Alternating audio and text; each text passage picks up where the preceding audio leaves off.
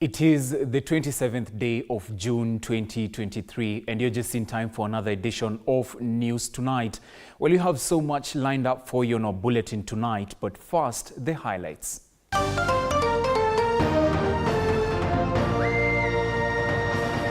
Tonight, Raila Odinga declares the coalition is withdrawing from bipartisan negotiations with Kenya Kwanza. Tuliambia chuma imechoka, wamekataa, wamezidi kuweka mzigo juu ya mponda.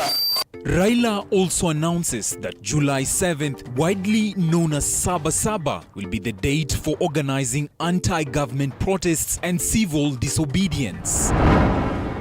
Cabinet gives its approval for the formation of a special committee to address pending bills. Give us wisdom, grant us understanding. The committee will be responsible for conducting an audit of liabilities spanning from 2005 to 2022.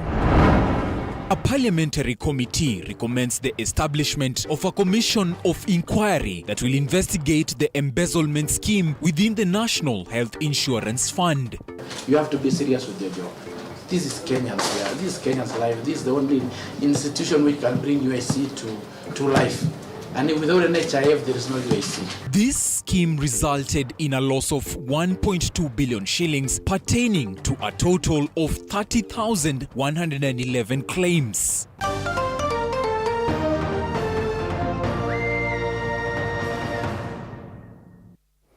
Now, my name is Dennis Otieno. Our sign language interpreter is Catherine Simaloi. Welcome to the broadcast. Now, on to our top story tonight. As Muslim believers look forward to celebrating Eid al-Adha, the largest holiday celebrated in Islam, Islamic leaders led by Sheikh Abu Qatada in Mombasa have called on the Azimio la Umoja One Kenya coalition to shun from going back to mass action to protest against the finance bill signed into law by the president on Monday. They argue that the cost of living is not likely to go down unless the team engages with the government and suggests sustainable measures on how Kenyans can salvage themselves from the harsh economy. Nasaha yangu ni tujaribuni kuchunga jambo zima la amani. Maandamano yakija yatafanya amani itakuwa yenye kuzorota, na hii itazidi kuharibu jambo zima la uchumi. Maandamano hayatotengeza uchumi wala haitofanya gharama ya maisha kurudi chini. Ombi langu nasaha kwa former Prime Minister kinara wa Azimio mzee wetu Raila Odinga aweze kutumia njia muafaka, aweze kuketi na serikali kwa meza moja, waweze kuzungumza, waweze kuangalia vipi watasaidiana kwa jambo zima la kutengeza uchumi wa nchi yetu. Ama jambo la amani sioni kama itakuwa ni sababu ya kufanya maisha yawe ni yenye kushuka chini, bali itakuwa ni sababu ya kuzidi kuharibu zaidi uchumi na kufanya maisha yazidi kupanda. Meanwhile, the cabinet has approved the establishment of a special committee on pending bills. According to today's dispatch from Cabinet, the pending bills verification committee will be tasked with the auditing of liabilities for the period between 2005 and 2022. Meanwhile, National Security Advisor Monica Juma, Chairperson of Council of Economic Advisors David Ndii, and UDA Secretary General Cleophas Malala are for the first time allowed to attend today's cabinet session. Here is that full report of what transpired in the cabinet meetings today. Contractors and suppliers owed by the government may now breathe a sigh of relief. This is after the cabinet approved the establishment of a special committee on pending bills. The latest dispatch from the cabinet indicates that the pending bills verification committee will be tasked with auditing liabilities for the period between 2005 and 2022. Thank you very much. The national government pending bills since June 2005 and June 2022 stands at 481 billion, while counties owe 159.9 billion. In a committee chaired by President William Ruto at State House, the cabinet noted that the issue of pending bills remains a sticky one. The committee will consist of the Attorney General, the State Department of Roads, the State Department for Public Works, the State Department for Housing and Urban Development, and the Public Procurement Regulatory Authority. The Ethics and Anti-Corruption Commission, the Law Society of Kenya, the Institute of Engineers of Kenya, and the Institute of Certified Public Accountants of Kenya will also be part of it. The committee will examine and submit interim reports to the Treasury Cabinet Secretary. Upon verification, the government will honor the obligation in question. The move is aimed at establishing the integrity of all bills and cushioning small enterprises against liquidity inadequacies. Crucially, the committee will propose a mechanism to stop future pending bills. It was agreed that the committee will present its final report within a year.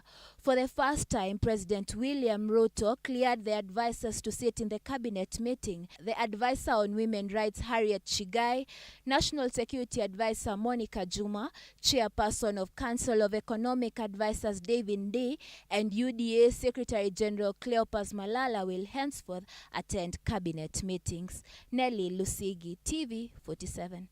Now, the National Assembly Departmental Committee on Health has recommended the formation of a commission of inquiry to probe the NHIF embezzlement scheme, which saw 1.2 billion shillings lost from a total of 30,111 claims made between 1st of July 2022 to the 9th of June 2023.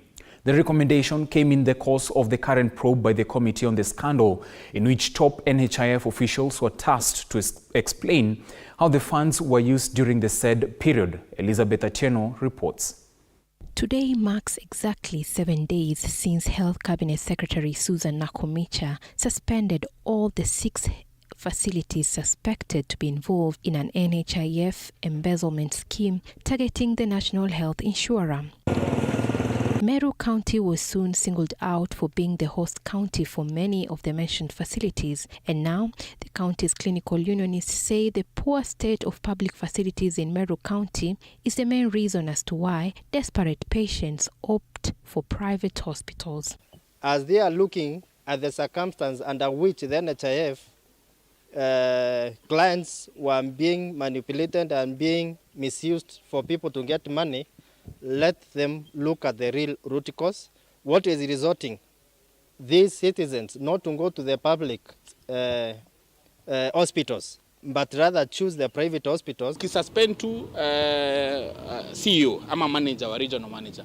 That does not mean tumepata haki. Pia tunaweza taka watu wafunguliwe mashtaka, waende kotini, ili isikuwe kama zile skado zingine tunakaa miaka mingi na watu wajui ama inanyamaziwa. On Tuesday, the NHIF officials, including board chair engineer Michael Kamau and acting CEO Samson Kuhora, appeared before the Parliamentary Health Committee, where queries on the NHIF cash flow from the contributor to the insurance scheme took center stage. They have an NHIF card. They have gone to PGH near outpatient, admitted, then they have to go and buy normal saline for injections at a private hospital, at a private facility, yet they paid NHIF in advance. If you say hospital A is getting capitation, is that all is getting, or they get capitation for outpatient, and then they also get rebate, and then they also give us specialized service? Which one is not working? And when we talk about operating activities, chair and members, that is inside where it talks about all the revenue collected vis-a-vis all the claims paid. And the net now comes to that year was 2 billion deficit. During the meeting, it also emerged that NHIF had approximately 3.7 billion at its disposal as of the 19th of June this year, which begs the question as to why there was a delay in the disbursement of claims owed by different health facilities, especially those at the rural areas. A surplus after tax of 2.7 billion in the year 2021-2022. The fund made a surplus after tax, compared to a surplus again of 3.2 billion in the previous year. Of 6 billion. So why are we unable to pay? If we are even making a surplus, why are we unable to pay? And without NHIF, there is no UIC. And we cannot allow you guys to just bring down an organization because of your greed. That one for sure and for true, we will not allow. And the Bwana CEO, as your impunity imeisha. Catholic Diocese of Murang'a Bishop James Wainaina has called on NHIF to allocate more funds to faith-based health facilities, which he said offer health services to more than 30% of the population. Some of the health facilities embroiled in the scandal include Jakim Medical Center, St. Peter's Orthopedic and Surgical Hospital, Afiabora Hospital Annex, Joy Nursing and Maternity Hospital, Beirut Pharmacy and Medical Center, and Amal Hospital Limited. However, Jakim Hospital in Kubu, Meru County was reopened after a court order was issued on Friday, the 23rd of June. Elizabeth Atieno, TV 47. Well, thank you, Elizabeth Atieno, for that report. Now, from the probe of the NHIF scandal to the call made by the Azimio Coalition leader Raila Odinga. Now, tonight, Azimio Coalition leader Raila Odinga has called for a new round of nationwide protests, calling for civil disobedience against President William Ruto, while rallying Kenyans to boycott paying taxes and fuel. The Azimio leader, who returned from Poland today, slammed President William Ruto for betraying Kenyans by signing the finance bill into law, saying Kenyans have been left with no option but to go back to the streets. And as Apollo Kamau reports, Azimio has formally withdrawn from the bipartisan talks. Azimio Coalition leader Raila Odinga's return from Poland marked the beginning of a new round of nationwide protests, starting on Sabasaba Day, the 7th of July next month, to protest the finance bill signed by President William Ruto into law, a protest that will mark the beginning of civil disobedience against the Ruto regime. There's no other option left. We must fight. We are going to fight everywhere and anywhere until the Finance Act is repealed. We will adopt a series of acts of civil disobedience to force this regime to recognize that we, the people, are supreme. Through civil disobedience, we will deny Ruto the taxes he thinks he can extort from us by force. During a rally at Kamukuji grounds, Odinga charged his supporters not to pay taxes and fuel, telling Kenyans to walk to work and asking matatu operators to carry double capacity and block government vehicles on the road until President Ruto repeals the Finance Act. Let us embrace tax boycotts. Let us deny Ruto the fuel tax by limiting consumption of petrol and diesel. Odinga has also accused Ruto of allegedly returning the country to the dark days of the Kanu regime, saying he is ready to pay the price, adding enough is enough. This gathering must provide an unmistakable response to Ruto and those who think like him, that we are willing and ready to do whatever it takes to roll back dictatorship. In a show of defiance against President Ruto, Azimio has further resolved to collect signatures to force President Ruto out of power, withdrawn its members from the collapsed bipartisan talks while rallying behind the civil society and the media. Hatumuulizi Zakayo ashuke, tutamsukisha sisi wenyewe. Zakayo must, Ruto must. Kama wanataka watu wa kuzungumza nao, kuna mawakili tutatuma huko. Kama wanataka kotini, kuna mawakili tutatuma huko. Lakini kwa wananchi, mnataka nini? Hebu semeni kwa sauti, mnataka nini? Rebel MPs who voted with President Ruto's Kenya Kwanza side for the finance bill have also been listed for a name and shame campaign waged by the opposition, telling Kenyans to expose them online and in their constituencies. Azimio's show of defiance against President William Ruto's regime sets the stage for an ugly confrontation, not just for the coalition leaders, but for its millions of supporters. Apollo Kamau, TV 47 at Kamukuji ground. And from the call to mass action by the Azimio coalition, we shift focus to finding the answers in the Shakahola massacre. Now, the third phase of the Shakahola autopsies being conducted at the Malindi Sub-County Hospital came to an end today, bringing the total number of bodies examined to 338. Chief Pathologist Dr. Johansen Odor revealed that of the 8 bodies examined today, the cause of death for 2 of them was head injuries. All 3 others were found to have died from starvation. Advanced decomposition remains a challenge in the autopsies of the other bodies.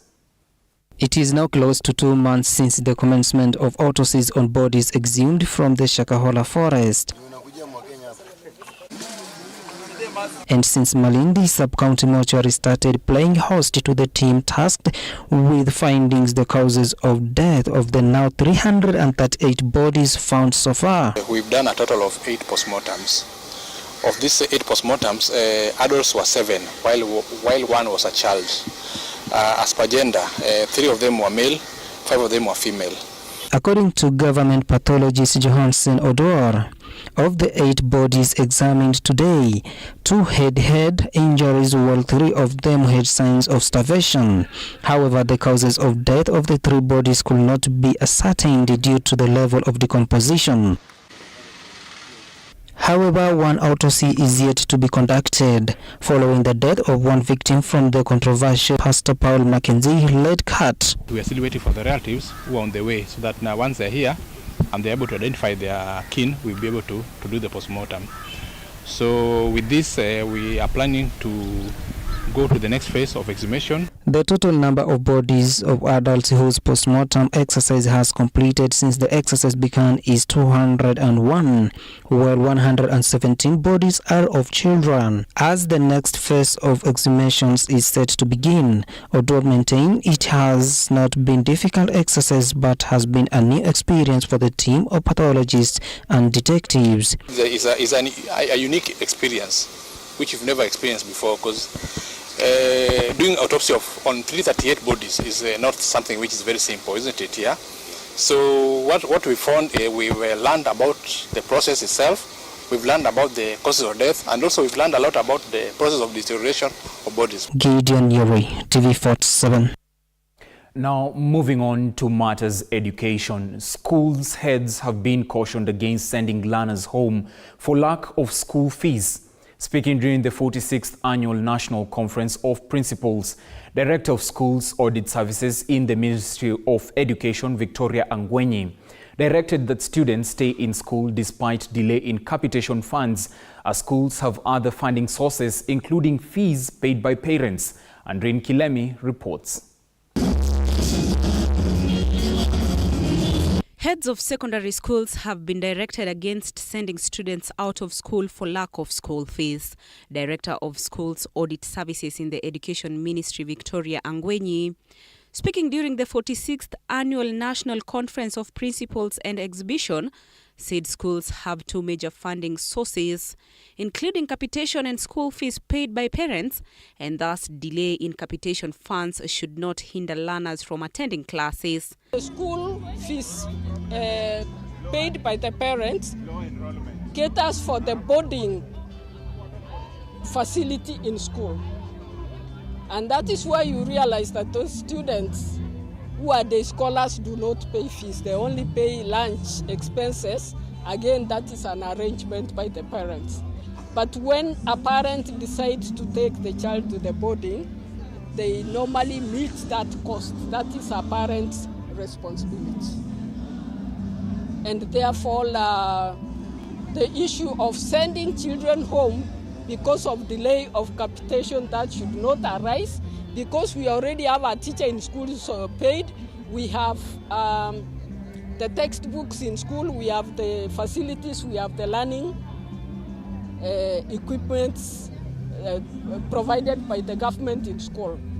But where you find the teachers have challenges is the delay of paying school fees by the parents to feed the students. The government, through the Ministry of Education, allocates and disburses 22,244 shillings to all regular public secondary schools and 57,974 shillings to special needs public secondary schools. AIC Kibomet Principal Gilbert Wamalwa said the delay in capitation funds this year has greatly affected both the welfare of the students and the running of schools. This year in particular, the delay has really done so much harm to the schools because we're expecting it to come early.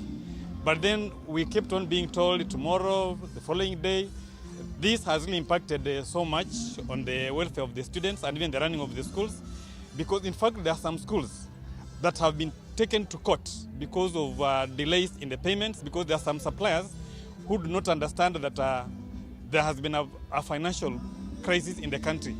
So the delay has really impacted negatively on the running of our schools, particularly the day schools. You know, the boarding schools can survive from the fees that they get from the students, but there are some day schools that depend entirely on what the government brings. So that delay has had a very adverse impact on the running of our schools, especially our day schools.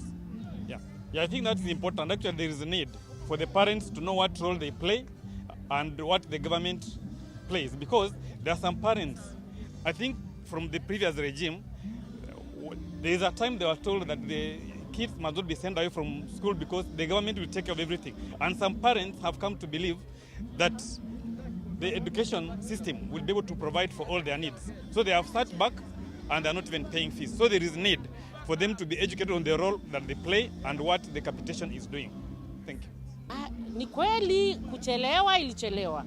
Ikawa tunadaiwa pande zote. Lakini ukweli tumeona walijaribu kwa sababu walitupatia. Angwenyi further tasked the school heads to offer guidance to parents on school enrollment, on exploring boarding and day schooling for their children depending on their financial capability. Andrin Kilemi, TV 47. Muslim faithfuls in the country will join the rest of the world to commemorate Eid al-Adha tomorrow. In Mombasa County, preparations for the celebrations were at peak. However, residents lamented about the high cost of living. Eid al-Adha is celebrated on the 10th day of Dhul Hijjah, and it signifies Prophet Ibrahim's absolute dedication to Allah. Zainab Mohammed with more. This was the situation in Mombasa County. Muslim faithfuls were buying sheep in preparation for the Eid al-Adha celebrations. Eid al-Adha is one of two Eids celebrated on the 10th day of Dhul Hijjah. Muslims observe this special occasion to remember the day after Prophet Ibrahim had a recurring dream of slaughtering his son Ismail to fulfill the wishes of God. But God, pleased with his faithfulness, sent him a sheep to be slaughtered in place of his son. Alipojiandaa kumchinja mwanawe Ismail, Mwenyezi Mungu akamletea kondoo alionenepa awe ni mwenye kumchinja badala ya kumchinja mwanawe Ismail. Now Muslims slaughter a sheep in commemoration of the event and share the meat with loved ones, neighbors and those in need. Kula katika vichinjo kama hivyo tutawagawia majirani na tutawagawia watu ambao kwamba hawajiwezi kimaisha, nao wawe ni wenye kusherekea katika sherehe kama hiyo. Despite the hype of the celebrations, Mombasa residents lamented about the high cost of living. Kaida maisha sasa ya zamani yalikuwa kwa chini na kila kitu kwa chini. Sasa unaona hata ukienda kwa duka unapata unga shilingi 200 na. Lakini sisi tunashukuru Mungu, tunapambana na hali yetu vile vile. Kwa sababu na tunajua tuna imani iko siku yatashuka tu. Zainab Mohammed, T47. Well, thank you, Zainab Mohammed, for that report. Meanwhile, the Deputy President, Rigathi Gachagua, has warned cartels in the milk sector over what he terms as prolonged form of farmers' exploitation by individuals with selfish gains. The DP used the moment to send a stern warning to individuals hijacking the milk sector at the expense of farmers. Take a look.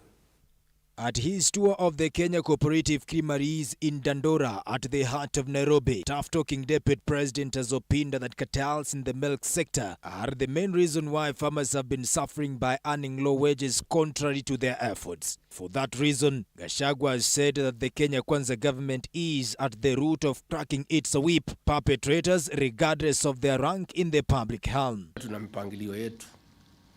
Hii ndio ile gari tutatumia kusaidia mkulima. Kwa sababu tuko na control. new KCC is a vehicle that will sort out the dairy farmer in this country, because this is an organization that serves the farmer.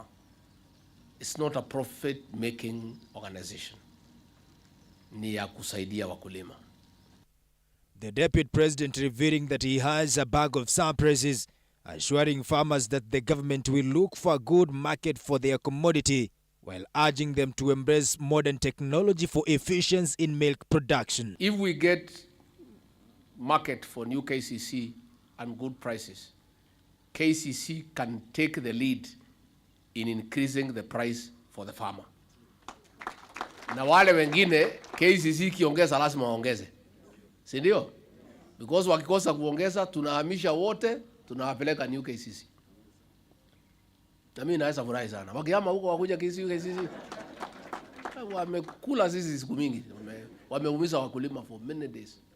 Speaking during the same event, a cabinet secretary for cooperative, micro and small enterprises, Simon Chelugui, has promised to engage farmers in his effort of creating farmer-centered system, prioritizing farmers' interest at the grassroots level as per the government's agenda.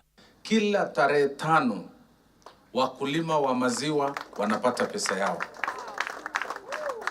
Kule Meru tarehe 5 ikifika saa 2 asubuhi mkulima amepata pesa yake. Kule Githunguri tarehe 5 ikifika mkulima amepata pesa yake. Inawezekana pia KCC tarehe 5 mkulima amepata pesa yake. The sentiments have been echoed by other leaders who attended the event, calling on the government to keep its words as well as to maintain transparency in the milk sector. Presenting their basket of wishes before the deputy president, they have called on the government to provide them with proper equipment that will ensure safety of their milk. Naweza kukuuliza ni kufanyia new KCC akite whereby inaitwa ya dairy. Hiyo kiti inaweza kuwa ukituwekea hapo pesa, tuwe tunalipwa na hiyo pesa, tukilipwa na hiyo pesa na yenyewe ishukue about 50 cents. Hiyo mwisho wa mwaka tutapata bonus. The deputy president is expected to hold a consultative conference with milk stakeholders in August so as to discuss reforms in the sector. Jackson Chacha, TV47, Nairobi.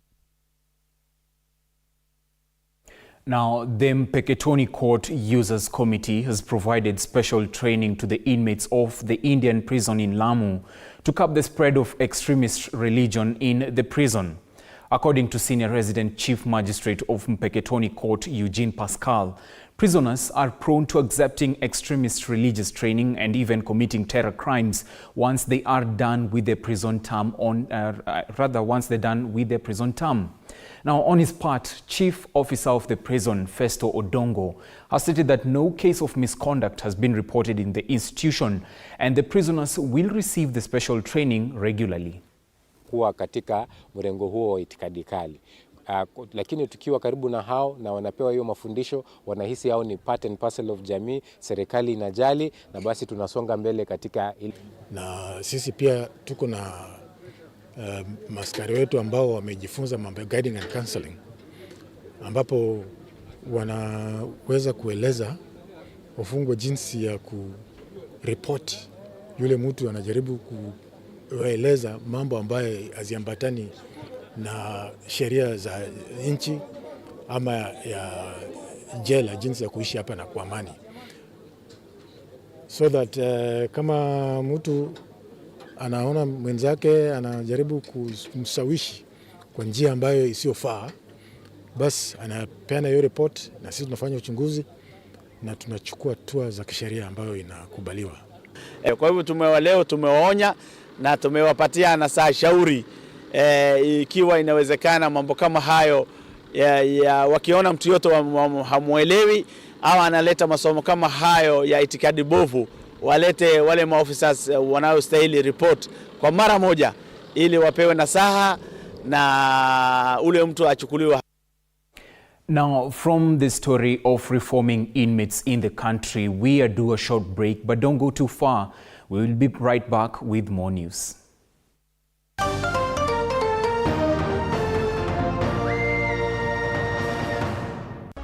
are watching TV47, the home of untold stories. Properties Limited gives you an opportunity to be a proud land.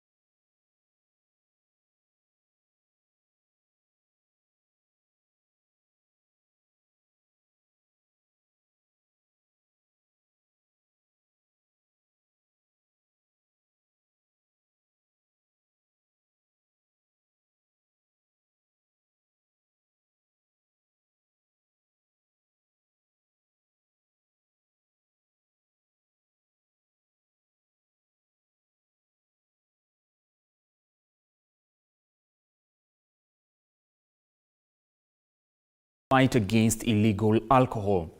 The courts have been blamed for not imposing large fines as a measure to prevent illegal alcohol manufacturers, while the government is putting efforts to end the evil. Speaking during the search for illegal alcohol in Turukuma location, Laikipia, Deputy County Commissioner Patrick Muli now says the court has impaired the morale of security officers involved in the crackdowns. He has added that this is because the court is lenient on the dealers, claiming that the fines charged to them are very small and will not prevent them from returning into the illegal alcohol brewing business, despite the government's efforts to destroy the illegal alcohol.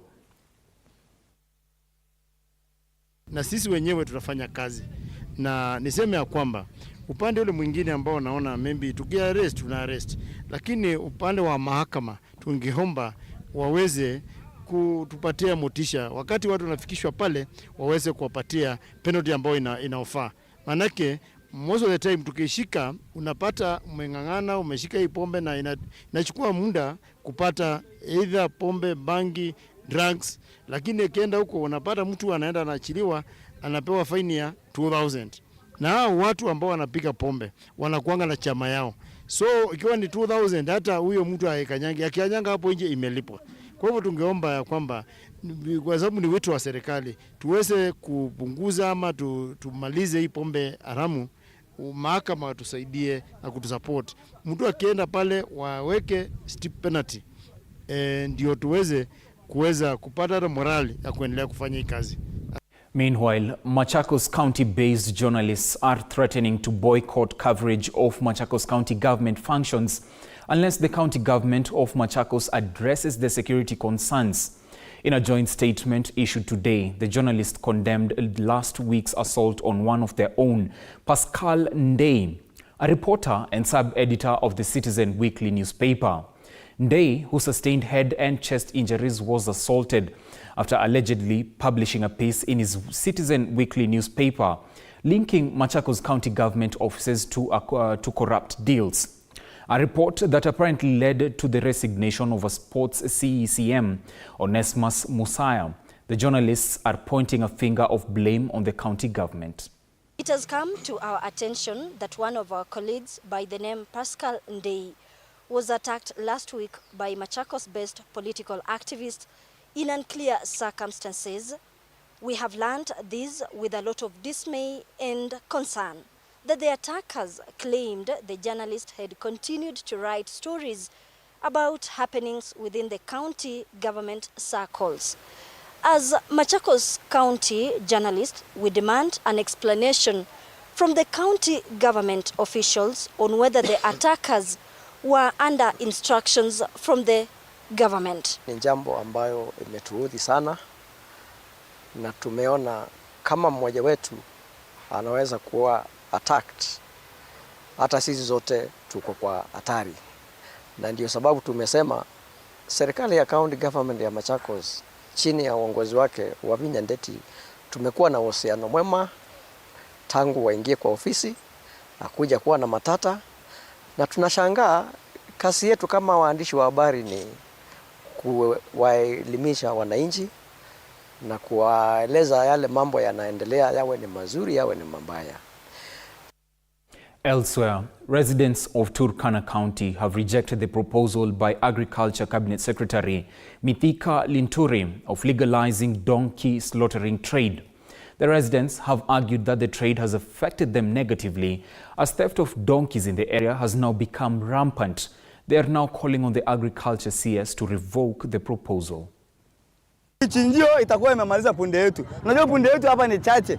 Sasa itamaliza punde kabisa hapa. Waache tu ile wakati watu wanatoanga moja huko tunaleta. Sisi tuuze tu. Sisi hatutaki maana ya kichinjio. Juu kichinjio italeta mpaka uwezi wa huko. Punda ndio pikipiki yao. Sasa watu wezi wamemaliza punda kwa sababu biashara yao ya Chinese iko lodwa, iko sijui wapi. Tunataka serikali ya juu ambaye inaongozwa na Dr. William Samoei Ruto ikomeshe mambo ya punda hapa Turkana.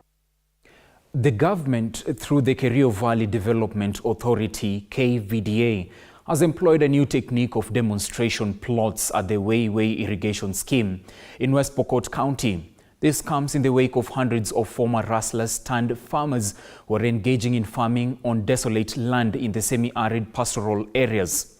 Speaking at Sigor area, KVDA Managing Director Sami Naporos termed the project as a game changer in the region, noting that it is the foundation of peaceful coexistence, food security, increased literacy levels, and a vibrant economy.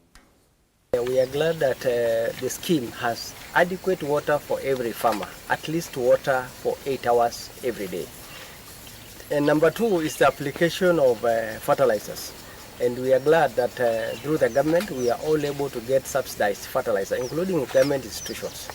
Na naomba ya kwamba serikali iweke mikakati ya kwamba ihakikishe licha ya kuwa ya hii ya Weiwei ipanue na hata mengine zaidi. Tuwe na irrigation schemes zingine ambazo ziko katika mipaka ya Pokot na Turkana, ili wale wenzetu ng'ambo ile nyingine wakumbatie, na sisi sote kwa pamoja kama Wakenya tukumbatie, tufanye kilimo, tuachane na masuala yaliyopitwa na wakati. Hapa tunakuza mahindi ambayo ni mbegu ambayo inaenda Kenya seed.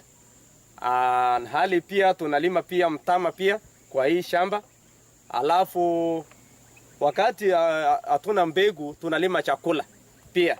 Na chakula pia inatusaidia pia na inasaidia community wote wapate chakula. Hata senda hii tunaweza pata chakula kwa wingi.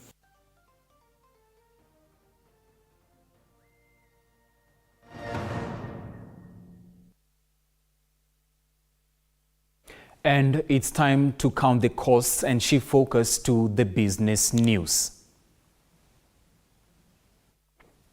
All right, and in the business news, your monthly loan servicing charges will most likely increase in the next month. This is after the CBK benchmark rate was raised to 10.5%. Now, this is set to increase banking loan rates from the current average of 13%.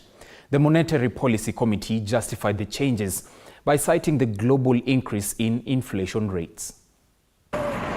In an impromptu meeting between the new Central Bank of Kenya Governor Dr. Kamau Thuge and the Monetary Policy Committee, the new benchmark rate was moved by 150 basis points from 9.5%.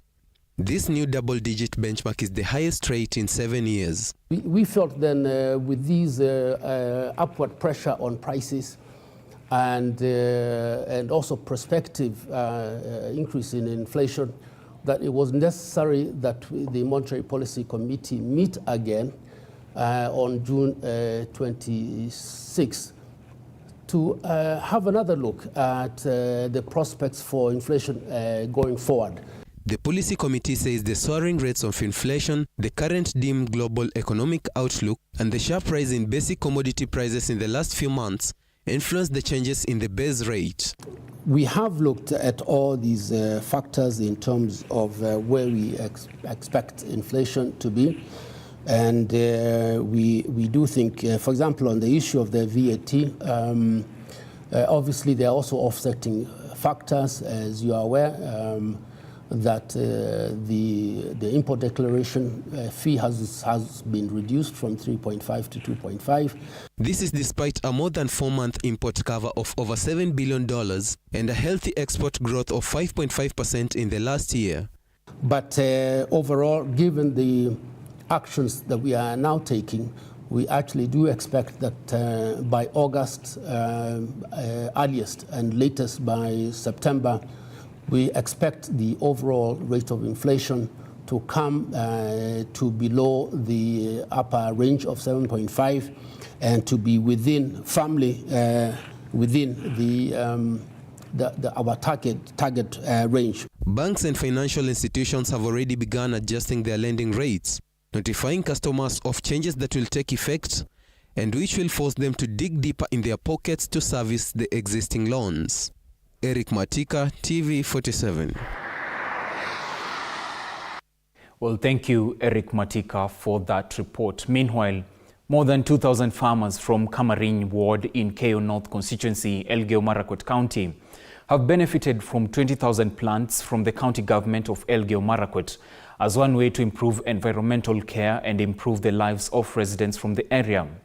According to the minister in charge of the Ministry of Water and Farm Irrigation in the county government, Jason Lagat, the avocado plant will help greatly in improving the lives of the residents of the area and also help greatly in improving environment maintenance. He asked the residents to grow the plant in plenty to get the benefits in the coming days.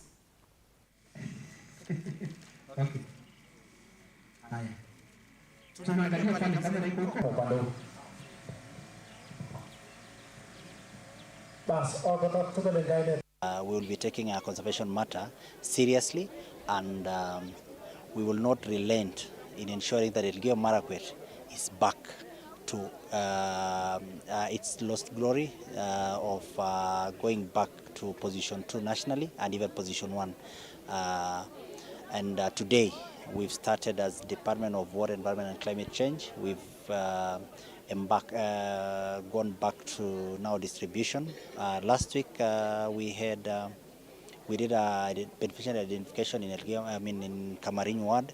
That is about 20,000 seedlings avocado has variety, and today we went back to now distribution of the same seedlings to the beneficiaries. Kwa majina ni Leonard Koech. Manufaa